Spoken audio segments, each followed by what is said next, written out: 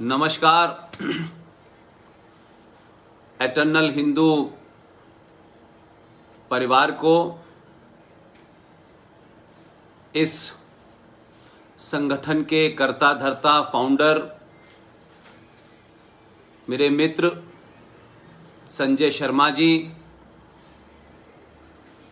मेरे बुजुर्ग पाटिल साहब और तमाम एटर्नल हिंदू के कार्यों से जुड़े हुए लोग, उन सबको मेरा प्रणाम। मुझे आपने जो आज का विषय दिया है, राष्ट्र और राष्ट्र के सामने चुनौतियां और उन चुनौतियों के में आज के युवाओं का दायित्व, उनका कर्तव्य। लेकिन मैं संजय भाई से और उनके तमाम साथी जो इससे जुड़े हैं, एक पुराना रिश्ता है और एटर्नल हिंदू जो एक बड़ा काम कर रहा है वो है 2 घंटे मंदिर के लिए, और पूरा सनातन समाज आजादी से पहले, आजादी के बाद हम मंदिर से विमुक्त होते गए।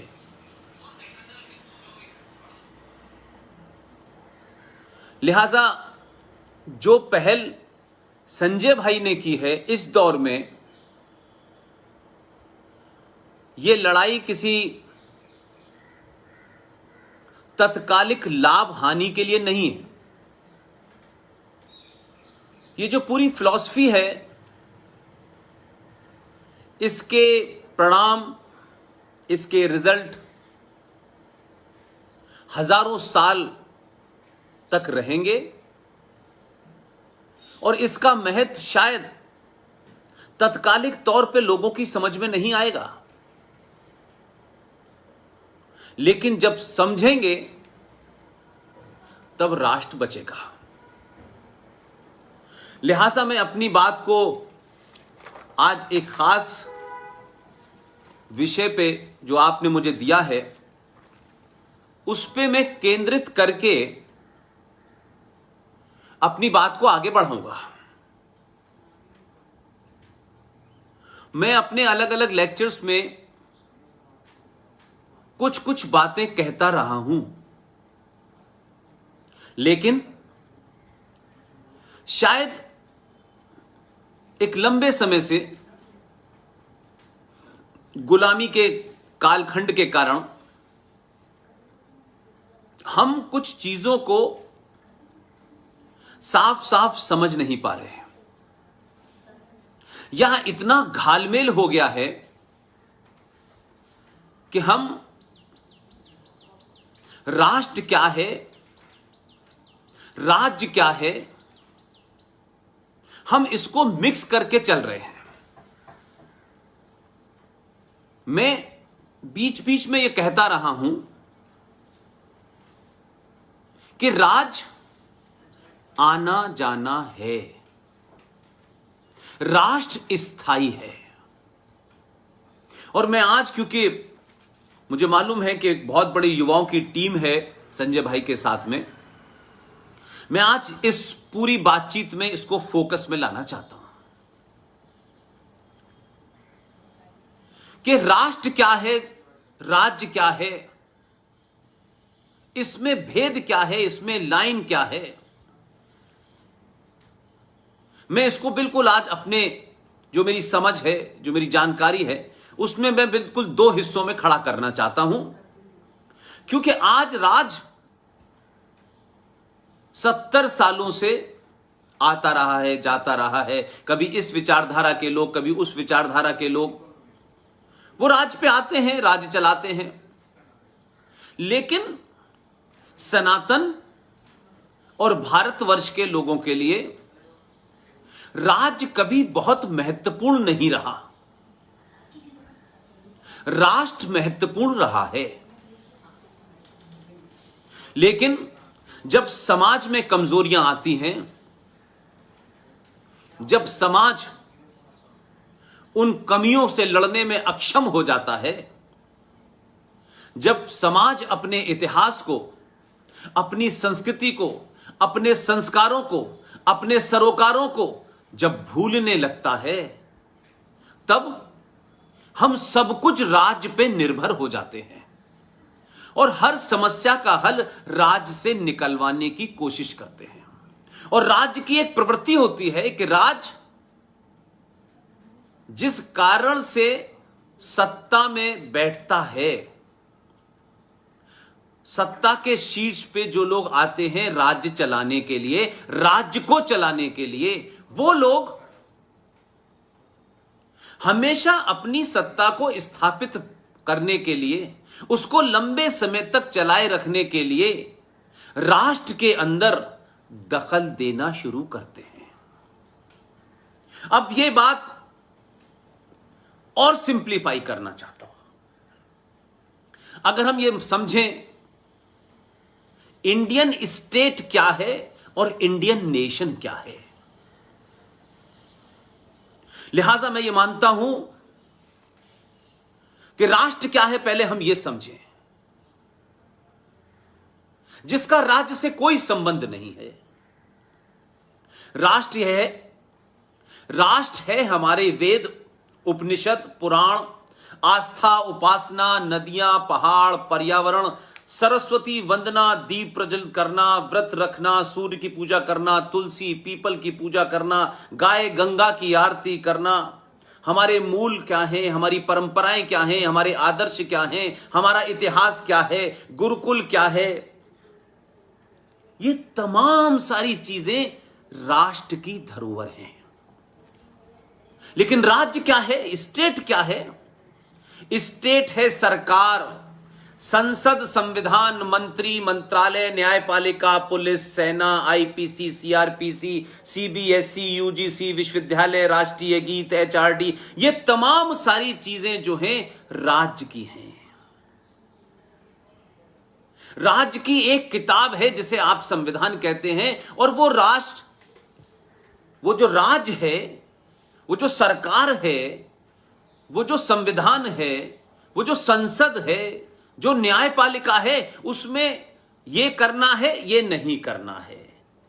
समय समय पे संविधान में बदलाव होते हैं, न्यायपालिका में नए कानून बनते हैं, पुराने कानून हटा दिए जाते हैं, आईपीसी में बदलाव होता है, सीआरपीसी में बदलाव होता है, हमारे एचआर यानी जो हमारे शिक्षा है उसमें बदलाव हो जाता है, कुछ नई चीज आ जाती है, कुछ नई चीज चली जाती है। इस तरीके से हमारे तमाम चीजों में बदलाव हो सकता है, क्योंकि उसे राज्य चलाना है।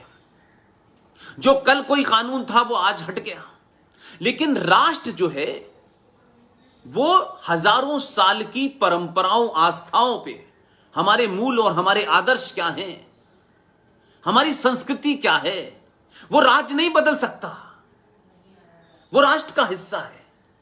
लिहाजा जब राष्ट्र कमजोर होता है, राष्ट्र की ताकतें कमजोर होती हैं, तो राज्य आपके जीवन में दखल देना शुरू करता है।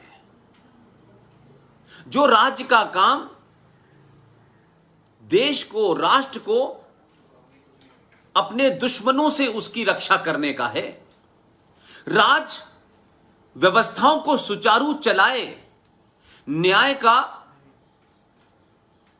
स्थापना करे, भेदभाव न करे, उसके कानून सबके लिए बराबर हो, ये सड़कें बनना, ये हवाई जहाज चलना, ये विकास की तमाम बातें करना, ये राज्य को चलाने का काम है। ये जीएसटी का आना, ये जीएसटी में कुछ कमोवेश बढ़ा देना, घटा देना, इनकम टैक्स में कुछ छूट दे देना, इनकम टैक्स में कुछ बढ़ा देना, ये राज्य की एक छोटी सी मशीनरी है। और राष्ट्र को चलाने के लिए जो एक छोटा सा इंस्ट्रूमेंट होता है वो होता है सरकार, वो होता है राज्य। लेकिन हजारों साल की गुलामी के कारण जब आप कमजोर हुए, तो लोग आए, आप पे हमला किया, आपको गुलाम बनाया। आपने फिर भी उन परिस्थितियों में जब इस्लामिक आतंकवादी मुगल बादशाहों की शक्ल में भारत में आए, ये पीर फकीर जो जिहाद के नाम पे भारत में आए, ये तमाम सारे लोगों ने इस भारत राष्ट्र को कमजोर करने की कोशिश की। उनको सरकार में आना था, सरकार में बैठते। देश में, दुनिया में बहुत सारे देश गुलाम हुए, लोगों ने राज किया और राज करके चले गए। लेकिन हमारे यहां जो लोग भी आए, उन्होंने भारत की संस्कृति, भारत की सभ्यता, भारत के आदर्श, भारत के मूल, भारत का गुरुकुल, जो यहां के अनादिकाल से एक ऐसा सिस्टम हमने बनाया था कि जिसमें सबके लिए काम था, सबकी अपने अपने दायित्व थे, सबका अपना अपना धर्म था। राजा का धर्म क्या होगा, पुजारी का धर्म क्या होगा, छत्री का धर्म क्या होगा, वैश्य का धर्म क्या होगा, हमने काम बांटे। लेकिन जब हमारे अंदर कमजोरियां हुई तो राज स्थापित हुए और राज्यों ने अपनी सत्ता को बनाए रखने के लिए आपके आदर्शों को तोड़ा,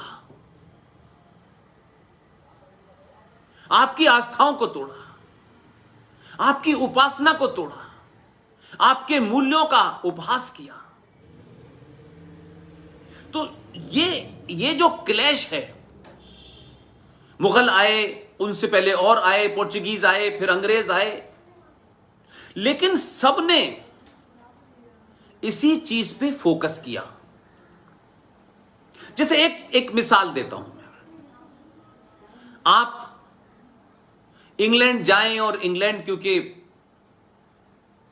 पूरी दुनिया में उनका सूरज नहीं डूबता था, एक जमाने उनकी सत्ता ऐसी थी। आप उस जमाने की डिबेट्स पढ़ें जब वो भारत के ऊपर राज कर रहे थे, एक बिजनेस की व्यापारिक कंपनी के नाम पे, ईस्ट इंडिया के नाम पे यहां आए, और कैसे धीरे धीरे ईस्ट इंडिया कंपनी ने भारत के लोगों को इस तरीके से मोल्ड करना शुरू किया कि वंशियों को लगने लगा कि अगर ये राज कर रहे हैं तो क्या फर्क पड़ता है, क्योंकि उस वक्त समाज बहुत मजबूत था, उस वक्त राष्ट्र की परिकल्पना बहुत मजबूत थी।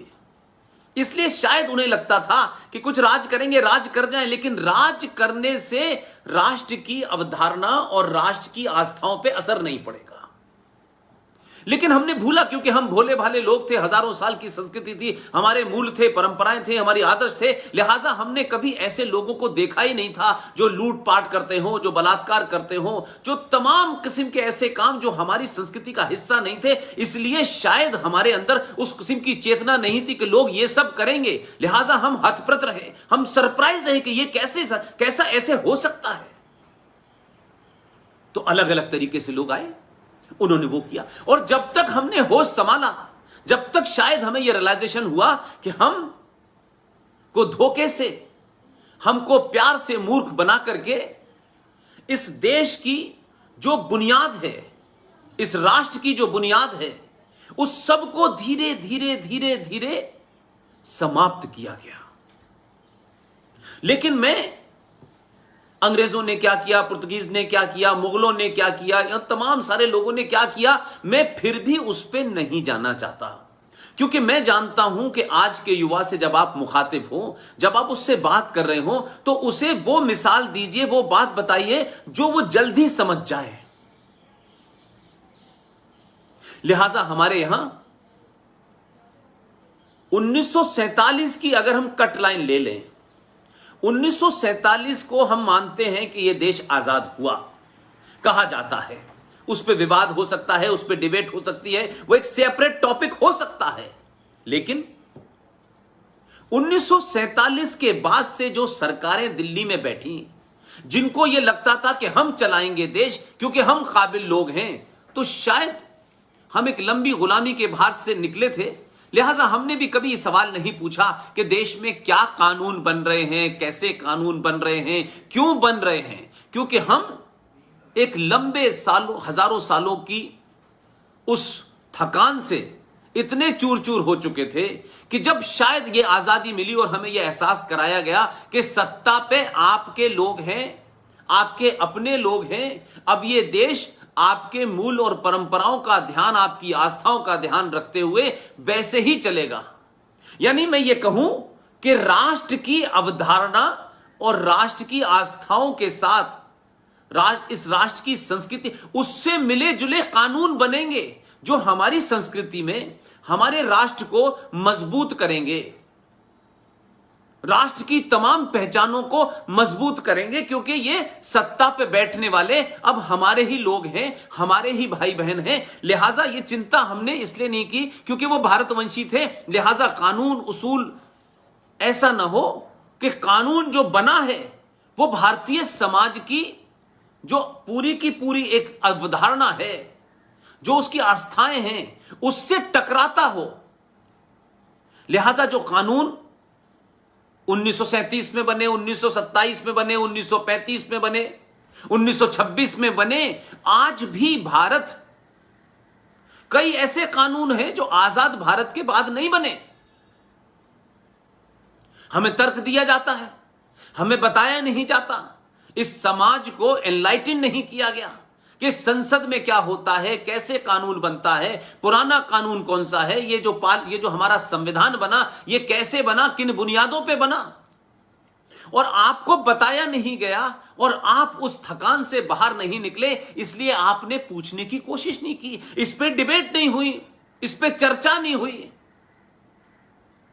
लिहाजा जैसा चलता रहा वैसा ही हमने मान लिया, और हमने कुछ हद तक ये मान लिया शायद हमारी यही नियति है।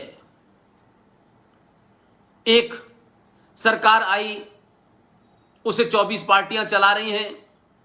वो 24 पार्टियां मिलकर के देश नहीं चलाने आई थी, वो 24 पार्टियां, 20 पार्टियां, 4 पार्टियां जो मिलकर देश चला पिछले 70 सालों में, वो देश को चलाने नहीं आई थी, राष्ट्र को बचाने नहीं आई थी, बल्कि सत्ता के शीर्ष पे बैठ करके अपने स्वार्थ की सिद्धि करने आई थी। उन्होंने ये डुगडुगी तो बजाई कि हम आपके लिए कर रहे हैं, हम देश के लिए कर रहे हैं, लेकिन देश के लिए नहीं करा उन्होंने। अपना अपना समय कैसे निकले, अपना समय कैसे हम आराम से काट के चले जाएं, हमारे बाद आने वाली जनरेशनों की समस्याएं कम करने की जगह हम समस्याएं बढ़ा के चले गए, क्योंकि हमें सत्ता पे बने रहने का शौक था। इसलिए मैं कहता हूं कि जब समाज यानी राष्ट्र जब जागृत होता है, तब सत्ताएं ये सुध लेती हैं कि हम सरकार में आए हैं, ये पुलिस है, ये सेना है, ये पुलिस अपना काम करेगी, सेना अपना काम करेगी, ये जितने भी हमने इंस्टीट्यूशंस बनाए हैं ये काम करेंगे, लेकिन कहीं ऐसा ना हो ये इंस्टीट्यूशन इस राष्ट्र के खिलाफ काम कर रहे हो। जिसको मैं बार बार कहता हूं, हमें क्यों लगता था, और हम इस बात को 1000 मिसालें देके साबित कर सकते हैं कि पिछले 70 सालों में ऐसा लगता था Indian state is against the Indian nation. तो राष्ट्र को बचाने, राष्ट्र में आई कमियों को दूर करने से ज्यादा लोगों को सत्ता को बचाने की चिंता थी, उसमें कंप्रोमाइज किए, और किसी भी तरीके से जल्दी से यह समस्या हटे और हम अपना राज स्थापित करें, चले जाएं, हमारी तस्वीर लग जाए, हमारे नाम से सड़कें बन जाएं, इससे ज्यादा हमने कभी सत्ता को समझा ही नहीं। क्योंकि राष्ट्र के जो असली लोग थे, जिनको राष्ट्र की चिंता थी, वो सो गए और हमने खुली छूट दे दी लोगों को। उसका नतीजा क्या हुआ कि जिन लोग भारत राष्ट्र के खिलाफ थे, जिन्होंने 1937 में समझौता कर दिया, 1935 में government of India independence act 1935 के तहत हजारों ऐसी चीजें हैं कि हमारा संविधान उसका रेप्लिका है। एक युद्ध था, अंग्रेजों के खिलाफ लोग लड़ रहे थे, उस वक्त जो भी आपस में समझौते जो ग्रुप बने हुए थे, ये मुस्लिम लीग है, ये कांग्रेस पार्टी है, ये प्रजापति, ये तमाम सारे ये आपस में उस लड़ाई को जीतने के लिए बने थे। इसलिए मैं कहता हूं कि युवाओं को सच बात बताओ, बिना लाग लपेट के बताओ, सत्ताधारी पार्टी कौन है कौन नहीं है यह महत्व नहीं है। सत्ताएं आएंगी जाएंगी, कोई पार्टी है, हजारों पार्टियां हैं, हर पार्टी एक अपना मैनिफेस्टो लेके घूम रही है। हर पार्टी की वोट लेने के लिए कैसे भी हम एन कैन प्रकरण से लोगों को मुतासिर करें, इन्फ्लुएंस करें, उनको लालच दें और सत्ता पे काबिज हो जाएं। तो सत्ता को अगर आप अलग रखें तो आपको लगेगा कि हमने 70 सालों में यह देश बनाया नहीं है। हमें लगता है ये बड़े बड़े डैम हैं, ये नदियां हैं, हम चांद पे पहुंच गए, ये भौतिक, ये दिखने वाली एक हमें विकास दिखता है। मैं ये बात इसलिए कहना चाहता हूं कि हमने तरक्की का मतलब समझ लिया है, बड़ी बड़ी ऊंची इमारतें, बड़ी बड़ी गाड़ियां, बड़े बड़े मकान, हर चीज जो इस दुनिया में आधुनिकता का एक चिन्ह है, उसे हम शायद तरक्की समझ रहे हैं। आज भी नासा तो 1948 या 50 के आसपास बना है,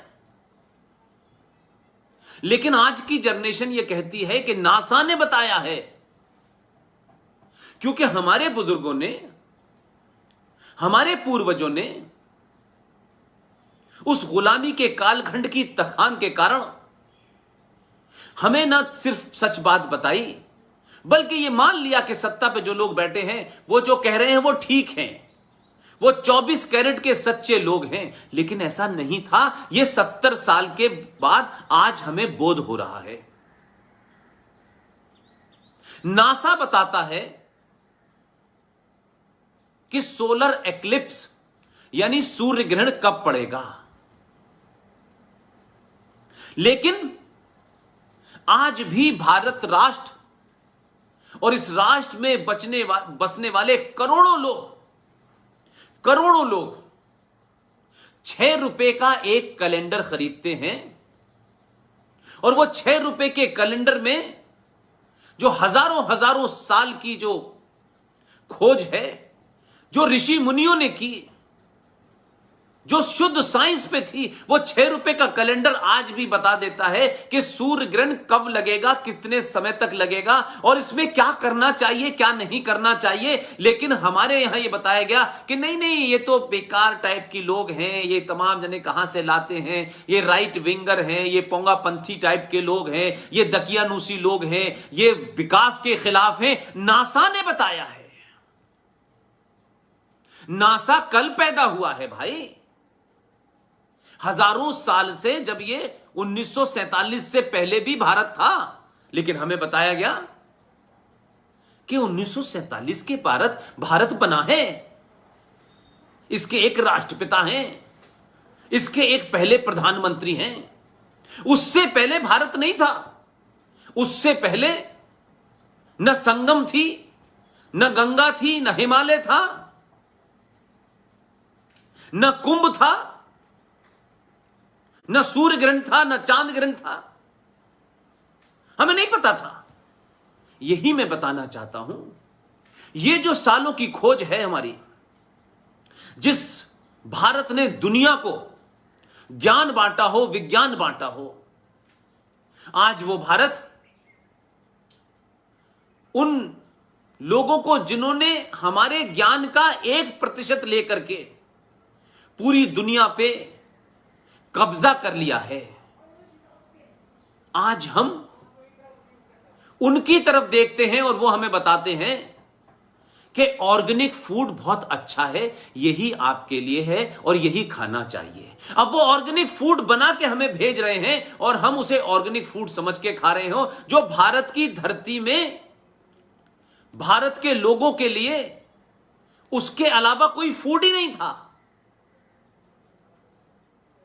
तो हमने अपना खाना छोड़ा, हमने अपनी संस्कृति छोड़ी, अपनी पहचान छोड़ी और धीरे धीरे धीरे धीरे हम एक ऐसे मोड़ पे आके खड़े हो गए कि हमको यह समझ नहीं आ रहा कि हमें जाना किधर है।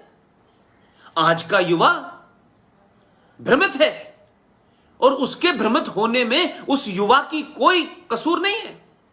यह हमारा कसूर है, यह हमारे बुजुर्गों का कसूर है, क्योंकि हम शुरू से सत्ता के नजदीक कैसे पहुंचे और सत्ता ही हमारा सब कुछ करेगी और वही अल्टीमेट है, इस भावना को इतना ज्यादा हमने बैठा दिया कि हमने कभी नहीं सोचा सत्ता अपना काम करेगी, अपना जाएगी आएगी, कानून चलाएगी, देश चलाएगी, ये कानून हो गया, ये किसी ने क्राइम कर दिया, बस इतना ही भरता उसका काम। लेकिन सत्ता जब आपके बेडरूम में घुस जाती है, सत्ता जब आपके घर के अंदर घुसने लगती है, तो फिर संकट यह होता है कि वो शादी की उम्र भी तय करती है। बेडरूम में क्या है इसके बारे में भी नियम बनाती है। तलाक कैसे होना है फिर इसका भी नियम बनाती है। क्यों हमारी संस्कृति, हमारे संस्कारों में शादी जो एक ऐसा इंस्टीट्यूशन था जो कागज पे लिखने से मजबूत नहीं होता था, क्योंकि हमारी संस्कृति में जो 5 तत्व हैं, जिसे हम कहते हैं कि जिसके से हमारा शरीर बना है, वो आकाश हो, पृथ्वी हो, अग्नि हो, जल हो, वायु हो, उसी अग्नि के चारों तरफ फेरे लेकर के बिना किसी कागज की जरूरत के समाज के तमाम उन लोगों के सामने शादी की वो रस्म अदायगी होती है। तो अग्नि का इस्तेमाल हुआ जो सबसे पवित्र है, और सुबह 4 बजे तारों की छांव में जब विदाई हुई तो उस आकाश का इस्तेमाल हुआ। लेकिन जब आपने ये संस्कार छोड़े, जब आपने इन तमाम यज्ञों को छोड़ा, तो जो फेरे लिए जा रहे थे वो फेरे अब लेने से पहले फंसाया जा रहा है और उस फंसाने के साथ उन्हें घुमाया जा रहा है। और जब फेरे समाप्त हो गए और उन्हें घुमाया और फंसाया जाने लगा, तो फिर गला घोंटने और फंदा लगाने की घटनाएं बढ़ने लगी। हम समाधान जहां ढूंढ रहे हैं वहां मिलेगा नहीं हमें। हम अपनी समस्याओं का समाधान वहां ढूंढ रहे हैं जिन्होंने पूरी दुनिया में समस्याएं दी हैं। यही कारण है कि आज हम हर चीज के लिए राज्य की तरफ देखते हैं। राज्य अपनी सुविधा, अपनी राजनीति, अपना वोट बैंक, अपने स्वार्थ यानी सत्ता के स्वार्थ के लिए कब कौन सा मुद्दा उठाना है, कब कौन सा मुद्दा नहीं उठाना है, कब कोई गलत काम करना है, कभी कोई सही काम करना है, कभी किसी गलत काम को सही कर, ये तमाम जितने भी परपंच हैं ये राज सत्ता करती है। लेकिन आप कहेंगे कि आज ये बोध क्यों हो रहा है? ये बोध इसलिए हो रहा है कि आपने एक लंबे समय तक अपने आप को, अपनी सोच को, अपने आदर्शों को, अपनी आस्थाओं को दूसरे के हाथ में दे दिया कि आप तय करें। कब पूजा होगी कब नहीं होगी। आपने तय करने के लिए छोड़ दिया कि वो ये बताएं कि मुंबई में दही हांडी की लंबाई कितनी होगी। आपने छोड़ दिया, इसलिए राज्य की जो एक इकाई है न्यायपालिका वो ये तय करती है कि महाकाल पे पानी कितना चढ़ेगा या नहीं चढ़ेगा। इसलिए वो राज आपकी आस्थाओं पे चोट करता है। और सबरीमला जो 1000 साल की परंपरा के बाद जो उसमें किया जा रहा था, वो एक जज जो किसी विश्वविद्यालय में डिग्री लेके आया है, वो टेक्निकल ग्राउंड पे वो हो सकता है टॉपर हो, वो टेक्निकल ग्राउंड पे बहुत अच्छा पढ़ने वाला हो, लेकिन इसका यह मतलब नहीं है कि वो सर्वज्ञानी हो गया। वो जो लॉ पढ़ के आया है, कौन सा आर्टिकल कहां है, किसके तहत क्या होता है, वो आदमी यकायक भारत की परंपराओं के ऊपर, आदर्शों के ऊपर, आस्थाओं के ऊपर भी एक्सपर्ट हो गया। और उसके मन मस्तिष्क में जेंडर जस्टिस क्या है, तो उसने कहा जेंडर जस्टिस, क्योंकि वो जिस दौर में पैदा हुआ है उस दौर में हम भी पैदा हुए हैं, लेकिन हमारी विजन वो नहीं है जो हजारों साल पहले हमारे पूर्वजों की थी, ऋषि मुनियों की थी, जिन्होंने एक पूरी व्यवस्था दी। उसका तत्कालिक लाभ उसे क्या मिलना है। मैं जज के पद से उतरूंगा तो कहां का गवर्नर बनूंगा, मुझे कौन सी राज्य सरकार का फायदा करना है, कौन सी का नहीं करना है। इसीलिए उस राज्य ने 1000 साल पुरानी लंबी सफर के बाद एक परंपरा बनी। उस परंपरा को ध्वस्त करने में राज्य को 2 मिनट नहीं लगे। और राज्य भी चलाने वाले कोई बहुत ज्ञानी हो, बड़ा उनका पुरुषार्थ हो, सन्यासी हो, राज्य चलाने का उनको गहरा एक्सपीरियंस हो, वो समझते हो कि भारत राष्ट्र क्या है, राज्य क्या है, हमारी जरूरतें क्या है, ये सब उनको पता नहीं है, लेकिन वो सत्ता पे आ गए हैं, व्यवस्था में बैठ गए हैं। इसलिए उनके ज्ञान से उपजा हुआ जो कूड़ा कबाड़ा है उसे राष्ट्र बर्दाश्त करने के लिए मजबूर है। आप आईएएस बनते हैं, पीसीएस बनते हैं, आप पढ़ाई करते हैं और उसके बाद आप किसी परीक्षा में उत्तीर्ण होते हैं और तब जाकर के किसी विषय विशेष के आप एक्सपर्ट होते हैं। लेकिन ताज्जुब क्या है कि हमारे यहां व्यवस्था सत्ता पे हावी होती है, और वो इसलिए हावी होती है कि सत्ता में आने वाले लोगों का न कोई बेसिक ज्ञान है, न कोई क्वालिफिकेशन है। शहर को कैसे चलाना है इसकी क्वालिफिकेशन तो है कि डिस्ट्रिक्ट मजिस्ट्रेट साहब को एक्सपीरियंस होना चाहिए कि एडमिनिस्ट्रेशन कैसे चलता है। उस इंडियन पुलिस सर्विस के आदमी को पता होना चाहिए कि पुलिस कैसे काम करेगी, किस तरह का, ये उसको ज्ञान है क्योंकि उसको एक्सपर्टीज दी गई है, लिहाजा वो ये जानता है। लेकिन अफसोस की बात यह है कि डिस्ट्रिक्ट मजिस्ट्रेट को कब क्या करना चाहिए, पुलिस को कब गोली चलानी चाहिए, पुलिस को नहीं चलानी चाहिए, एक टटपूंजिया सा नेता तय करता है, न जिसका कोई बैकग्राउंड है, न उसकी कोई एक्सपर्टीज है, न वो ये जानता है। उसको सिर्फ इस बात में स्वार्थ है कि कैसे गोली चलाओ, और गोली चलाने से 2 कुठारी बंधु मार दिए जाएंगे तो उसके इंपैक्ट में कुछ लोग खुश होंगे और खुश होकर मेरी सत्ता मजबूत होगी। तो वो सत्ता में बैठने के लिए आया है, न राज्य को मजबूत करना चाहता है, न राष्ट्र के तमाम जितने भी इंस्टीट्यूशन है उन्हें मजबूत करना चाहता है, और राष्ट्र उसकी कल्पना से बाहर है क्योंकि वो उस बैकग्राउंड से आया ही नहीं है। इसलिए चंबल के लोग भी संसद में पहुंच जाते हैं, डॉन माफिया भी पहुंच जाते हैं।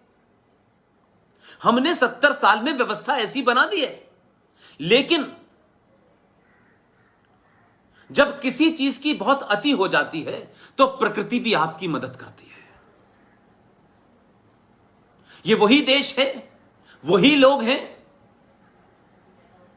जिन्होंने इस पार्टी को, उसको 5 सीटें, इसको 20 सीटें, इसको 40 सीटें, 2 सीटें, तमाम हर पार्टी बार्गेनिंग कर रही है। जिसके 10 एमपी हैं उसको लगता है कि मेरे बगैर सरकार नहीं मिलेगी, तो उसने कहा कि मुझे रेलवे मंत्रालय दो, क्योंकि रेलवे मंत्रालय का बजट अलग होता है, उसमें करोड़ों के घोटाले किए जा सकते हैं। तो स्वराज की मजबूरियां यह हैं कि उसने राष्ट्र को चलाने वाली जो रेल है, जो राष्ट्र को जोड़ती है, उसने ऐसे हाथों में दे दिया जिसका इंटरेस्ट रेल चलाने में नहीं है, रेल के माध्यम से मिलने वाले करोड़ों के बजट को खाने, उड़ाने और अपने लोगों के बीच बांटने में है। ऐसे ही 70 सालों में हुआ। एक लंबे समय तक हजारों करोड़ों राष्ट्रभक्तों ने जो इस राष्ट्र के लिए जान देते रहे, चाहे वो उसकी कल्पना 1925 में किसी ने की हो, और वहां से चल के लोग अपना काम करते रहे, और एक ऐसा समय आया कि जब आपके चारों तरफ घोर अंधेरा था,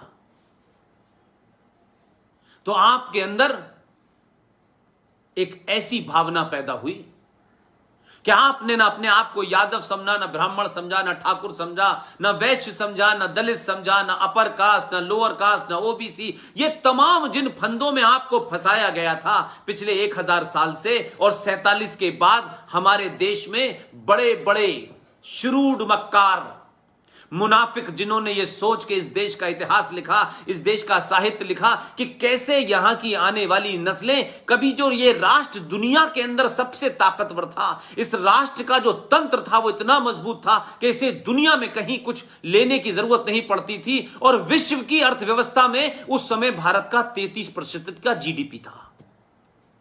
हमारा जो उसमें जो हमारा कंट्रीब्यूशन था वो 33% था। तो हमने अज्ञानता के चलते, स्वार्थ के चलते, इस ऐसे राष्ट्र को जो दुनिया की सबसे पुरानी सभ्यता का वाहक हो, एक ऐसा धर्म जो प्रकृति के साथ, सृष्टि के साथ पैदा हुआ हो, जब से ये सृष्टि है तब से है, हमने उन सब चीजों को छोड़ करके हमने छोटी छोटी छोटी छोटी दुकानों को ही अपना भाग्य मान लिया और अपना भविष्य उन्हें सौंप दिया। लेकिन आपको थोड़ा थोड़ा एहसास हुआ, एक पीढ़ी, लंबे 70 साल के काल में कई पीढ़ियां निकल गईं, शायद उनमें वो पीड़ा रही होगी, लेकिन व्यवस्था और सत्ता के तंत्र में वो इस तरीके से फंसे कि शायद उनमें वो लड़ने की शक्ति नहीं थी, या शायद वो ये चाहते थे कि हमें और आपको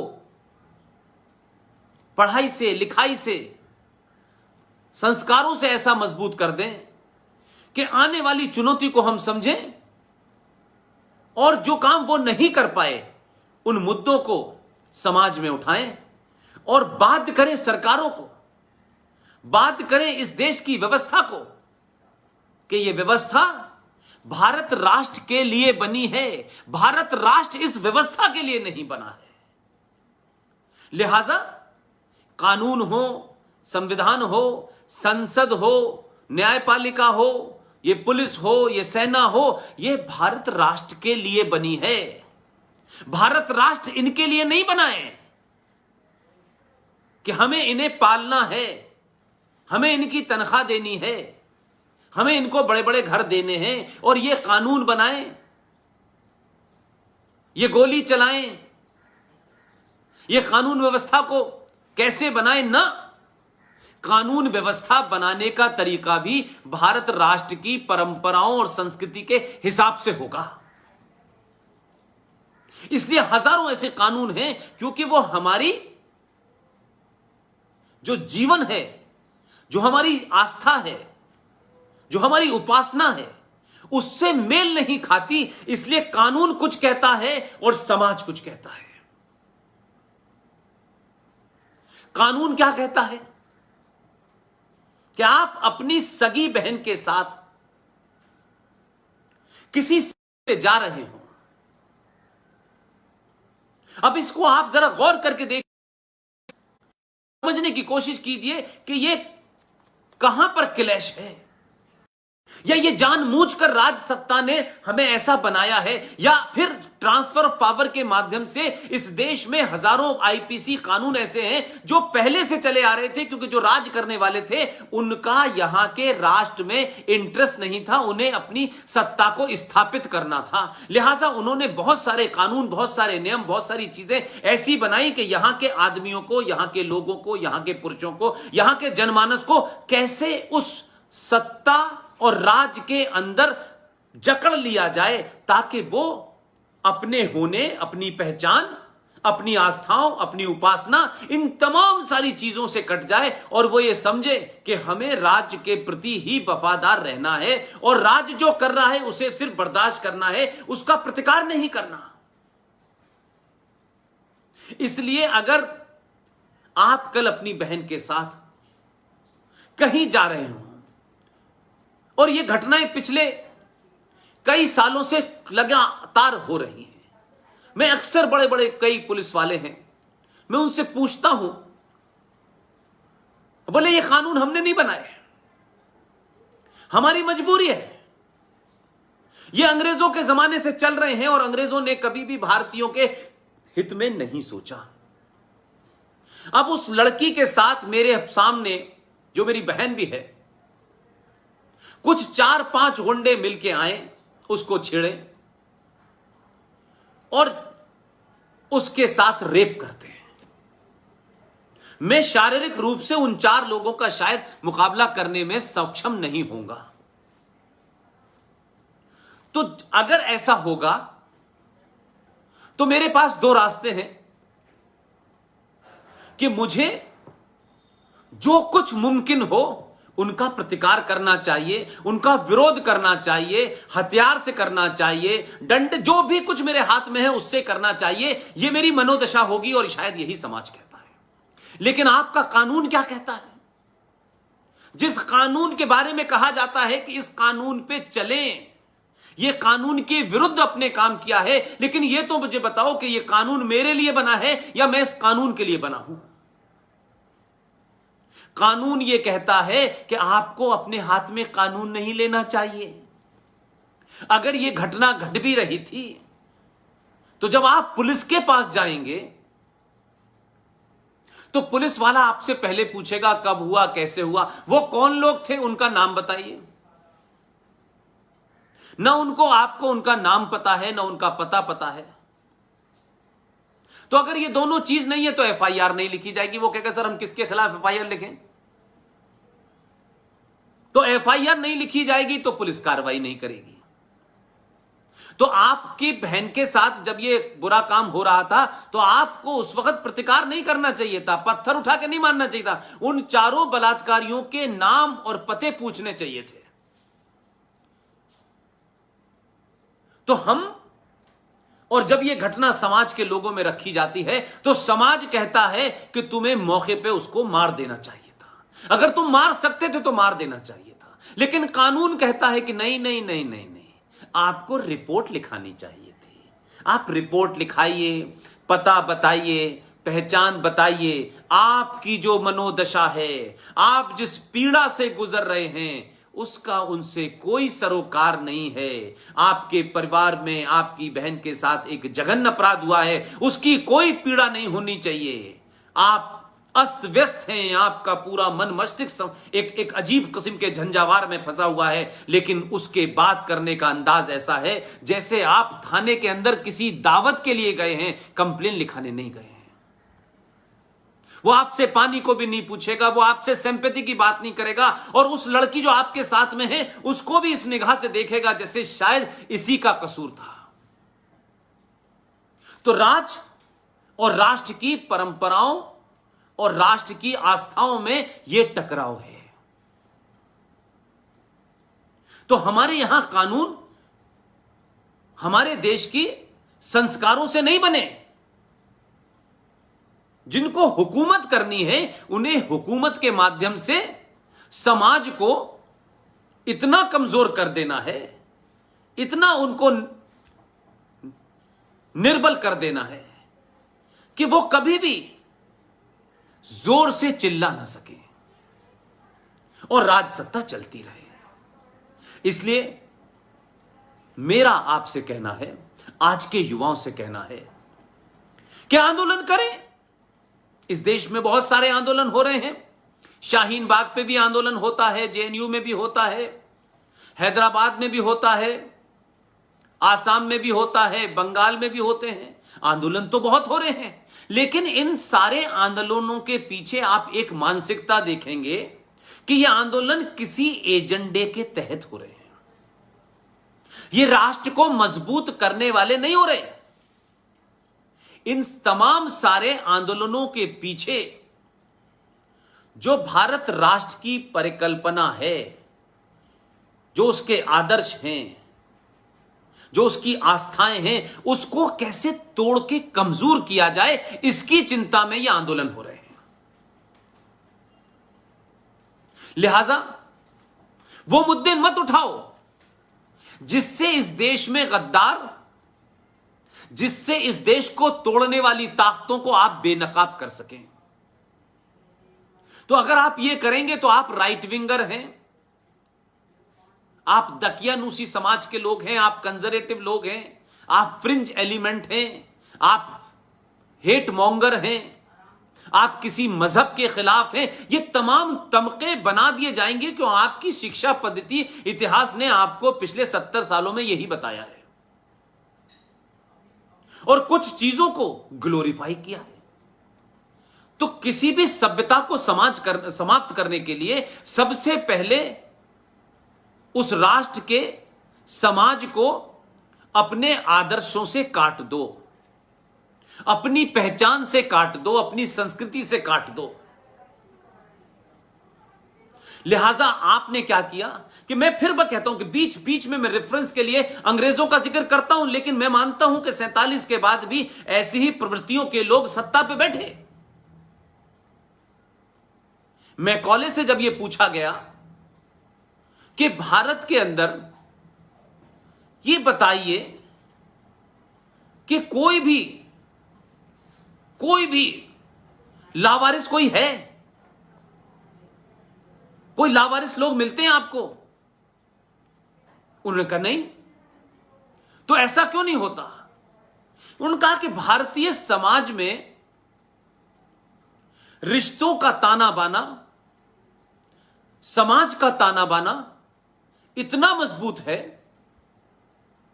कि अगर कहीं किसी परिवार में किसी के मां बाप किसी हादसे में चले भी गए तो उसमें बहुत सारे रिश्ते ऐसे होते हैं कि वो बगैर स्वतः ही उन रिश्तों में आप मिक्स हो जाते हैं और बच्चे बड़े हो जाते हैं। यह तो एहसास होता है कि उनके माता पिता नहीं है, लेकिन पूरे जीवन जीने के लिए उन्हें कभी इसकी जरूरत नहीं पड़ती कि वो किसी की तरफ मुंह उठा के देखें। तो यह व्यवस्था क्या है? तो गुरुकुल है। यह गुरुकुल क्या है? यह शिक्षा की सिर्फ कोई क्लासरूम नहीं है, यह जीवन जीने की पद्धति है जिसे गुरुकुल कहते हैं। यहां संस्कार भी हैं, यहां आस्था भी है, यहां विश्वास भी है। ये जो सारी चीजें थी तभी हमने, क्योंकि हम आदर्शों के उस पराकाष्ठा पे पहुंचे हुए थे, तभी हमने दुनिया में कहा कि ये पूरी दुनिया हमारा घर है, हमारा परिवार है। लेकिन ये तो हमने कहा, लेकिन धीरे धीरे पूरी दुनिया को परिवार समझने वाले लोगों का अपना परिवार, अपना घर, अपना देश, अपना समाज महफूज नहीं रहा। आपने दुनिया के परपंचों को नहीं समझा और हमारे लोगों ने दुनिया में जिस तरीके की मानसिकताएं पनप रही थी, जिस तरीके के मजहब पैदा हो रहे थे, उन मजहबों की फिलॉसफी क्या है, एजेंडा क्या है, यह हमने बताया नहीं। लिहाजा यकायक हमको लगा कि अरे ये कैसे हो गया, ये सोमनाथ कैसे लुट गया, ये अयोध्या में किसने हमारा मंदिर तोड़ के मस्जिद बनाई, ये मथुरा में किसने हमारा मंदिर तोड़ के मस्जिद बनाई, ये काशी विश्वनाथ के अंदर वो शिवलिंग को उठा करके दूसरी जगह रखा जो नंदी के सामने होना चाहिए था, हमें पता नहीं चला। और सत्ता के साथ मिलकर के लोगों ने जो हालात पैदा किए, उससे आप इस तथाकथित आजादी के बाद उन चीजों को लड़ने के लिए 500 साल तक आपको कोर्ट में मुकदमा लड़ना पड़ रहा है। यानी जब किसी ने हमारी चीज छीनी तब मुकदमा कोर्ट कचहरी नहीं हुआ, लेकिन जब हम वापस मांग रहे हैं तो हमें एक एक चीज के लिए 500 साल इंतजार करना पड़ रहा है, क्योंकि वो ताकतें आज भी उसी ताकत से, उसी बलबले से, उसी जोश के साथ इस भारत को तोड़ने में लगी हैं। और कुछ लोग जो हिंदू समाज के हो सकते हैं, उनके छोटे छोटे मकसद, क्योंकि वो तमाम वही लोग हैं जिन्होंने जयचंद होकर के काम किया। लेकिन मेरा दुख जो मैं आज आपसे इसलिए साझा करना चाहता हूं कि संजय भाई ने मुझे बार बार कहा कि इसमें युवा बहुत हैं पुष्पित भाई। मैं ये सब बात आपको समझाने के बाद अपने उस निष्कर्ष पे आना चाहता हूं, ताकि एक बात आप ये समझें कि आखिर जिस देश ने, जिस सभ्यता ने, पूरी दुनिया में जब कोई विश्वविद्यालय नाम की चीज नहीं थी, क्योंकि आज के युवा को यह बताया गया है ये ऑक्सफोर्ड, ये हार्वर्ड, यही दुनिया की सबसे ज्यादा ज्ञान की जगह है। जब लोगों को जीरो का पता नहीं था, जब लोग तारों को कैसे, कौन सा तारा क्या है, यह हवा पुरवैया क्यों चलती है, और पुरवैया हवा के पता करने के लिए नासा नहीं लगा था। गांव का एक देहाती आदमी जो ना एमए किया है ना पीएचडी किया है, वो चिड़िया को, जो गौरैया जब मिट्टी में नहाने लगे तो वो कहता था कि पुरवैया चलने वाली है या बरसात आने वाली है। ये देश तो उससे चल रहा था, इससे ज्यादा विकसित ज्ञान क्या हो सकता है। लेकिन अब हमें मौसम विभाग बताता है। इस तरीके के लोगों को यह भी ध्यान रखना चाहिए कि ये जो नालंदा है, ये वो ज्ञान का केंद्र था कि दुनिया से लोग कहां कहां से आते थे, जब ना रेलगाड़ी थी ना हवाई जहाज था। कहां कहां के देशों के लोग ज्ञान प्राप्त करने आते थे। इसीलिए जब इस देश पे इस्लामिक जिहादियों ने, आतंकवादियों ने जब यहां आकर के सत्ता स्थापित की, तो उन्होंने पहला काम क्या किया? उस बख्तियार खिलजी को हिंदुस्तान में आके अपना राज स्थापित करना था, वो करता कोई दिक्कत नहीं थी, लेकिन उसने राज स्थापित किया और आपकी नालंदा विश्वविद्यालय में आग लगा दी, क्योंकि वो खुद जाहिल था और जहां से आया था वो बहुत बड़े जाहिल हैं, और पूरी दुनिया को जाहिल बनाना था, क्योंकि उनका कहना था कि अब एक किताब आ गई है और इस किताब के बाद हमें किसी दूसरी किताब की जरूरत नहीं है, क्योंकि हकीम लुकमान के सारे नुस्खे इस किताब में हैं, तो इसके बाद किसी किताब की क्या जरूरत है। तो नालंदा विश्वविद्यालय में 95 लाख किताबों में आग लगाई और महीनों आग जलती रही।